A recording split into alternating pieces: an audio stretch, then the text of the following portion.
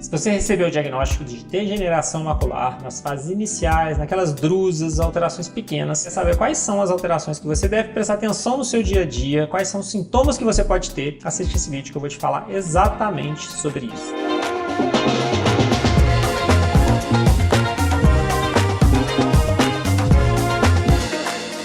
Eu me chamo Emerson Badaró, sou médico aqui na Viver Oftalmologia e esse é o canal onde eu te trago informações científicas de alta qualidade traduzidas de forma que você consiga aplicar no seu dia a dia e, consequentemente, possa cuidar da sua visão de maneira adequada. Aqui no canal eu tenho várias playlists, eu tenho vários conteúdos divididos de maneira didática para que você possa entender especificamente sobre alguma coisa que você queira aprender. Então, se você quiser navegar dentro das playlists para poder entender um pouco mais sobre o conteúdo aqui, você vai ter muito conteúdo de qualidade. Trazendo para você especificamente sobre degeneração macular nas fases iniciais. E por que eu falo das fases iniciais? Porque se a gente for entrar em fases tardias, possivelmente o paciente já sabe que tem um diagnóstico, já está com as alterações visuais, já sabe quais são as alterações visuais que podem acontecer e, consequentemente, esse vídeo não vai fazer sentido. Esse vídeo é feito para você que está na fase inicial, que recebeu um diagnóstico inicial, que tem alguém na família que tem degeneração macular e você está com medo de ter e às vezes passar desapercebido em algum exame. Então esse vídeo serve exatamente para você. O que eu quero te trazer de informação importante aqui? Ponto número 1. É muito importante que você,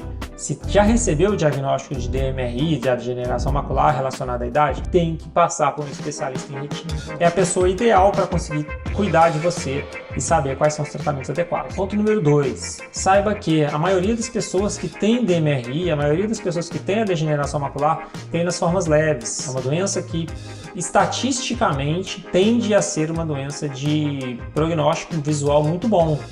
Entretanto, acaba que também muita gente tem as formas mais graves. Então, apesar de ser uma proporção pequena das pessoas que vai evoluir efetivamente para as formas graves, como é muita gente, consequentemente você já deve ter ouvido falar de pessoas que evoluíram para formas graves também. Mas eu quero te dizer assim, saiba que a maioria das pessoas não evolui para as formas graves. Elas vão ter sintomas pequenos, às vezes não vão ter sintomas ao longo da vida, ou então elas vão ter sintomas que não vão atrapalhar o dia a dia delas. Mas para isso é importante o quê? Que você vá no oftalmologista. Não tem como saber se você vai evoluir, se você não vai evoluir, se você está na fase inicial, intermediária, avançada, se você não estiver indo no oftalmologista para acompanhar efetivamente. E isso serve para um recado, independente de você ter algum sintoma ou não. Você tem que ir no oftalmologista, tá bom? E aí eu quero conversar com você aqui sobre uma forma de você fazer um autoexame em casa, como você identificar alterações pequenas que podem passar desapercebidas no dia a dia e que às vezes aparecem no intervalo entre uma consulta e outra. Então eu já estou partindo do pressuposto que você já vai no oftalmologista com frequência, mas você quer saber o que acontece entre as consultas, né? E aí eu quero trazer para você aqui essa informação, que é quais são os sintomas que você deve prestar atenção ao longo da sua vida. A primeira coisa é você entender que existe isso daqui,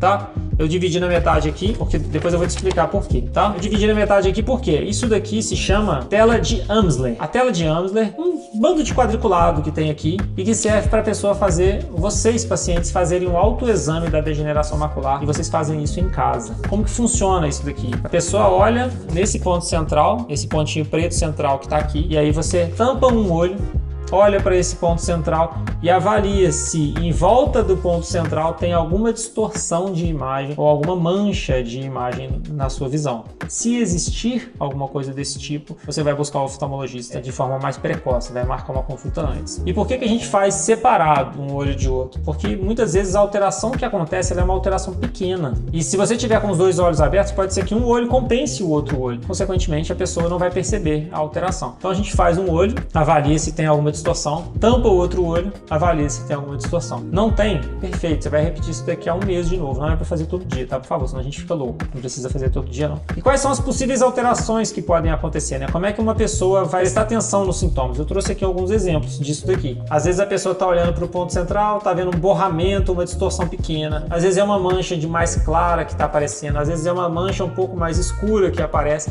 às vezes é uma distorção que o quadrado passa a não ficar quadrado, ele vira uma onda, né? Fica ao invés de ser uma linha reta, fica uma linha ondulada.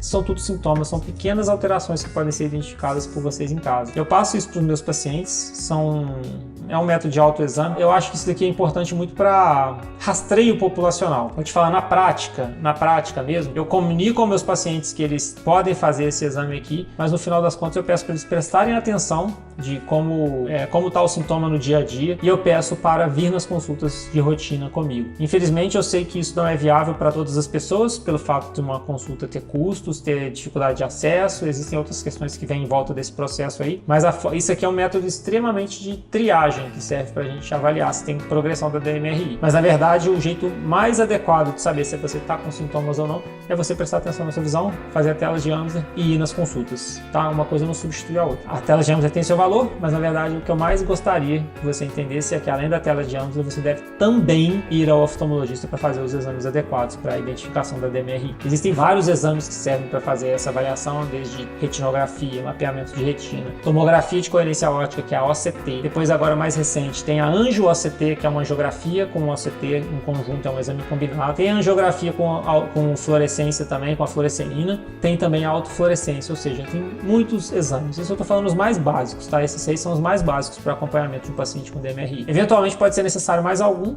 mas esses 6 são os mais corriqueiros que eu uso para acompanhamento dos meus pacientes com DMRI. Então é muito importante que, se você perceba baixa de visão, se você perceba alteração de tela de Amsler, diferença do jeito de enxergar, às vezes como eu estava falando, às vezes é uma distorção visual pequena que possa estar acontecendo, vai no seu oftalmologista, identifique. E aí o que eu quero deixar aí um recado aqui para finalizar o vídeo, eu quero deixar um recado importantíssimo para você que tem DMRI. Além de você cuidar de você vai mandar esse vídeo para seus familiares que possam ter DMRI. Por que eu estou te falando isso? Porque DMRI é uma doença que tem caráter genético. Então se você tem DMRI, é possível que seu irmão tenha, é possível que seus pais tenham, é possível que seus primos tenham. Então é importante que você oriente essas outras pessoas também a buscarem um oftalmologista, explicar que existe alguém na família que tem a doença e, consequentemente, essas pessoas serem submetidas aos exames adequados para, se existir a doença, serem tratadas de maneira precoce para evitar a progressão. Então esse é um recado que eu quero deixar para você cuidar da sua família também de maneira adequada. Aqui no canal, então, tem outros vídeos que eu falo de DMRI. Se você tiver alguma dúvida, você pode mandar aqui nos comentários. Eu não consigo responder a todas, mas eu vou juntando as principais dúvidas e faço lives para dar um compilado geral. Então assista as lives que eu faço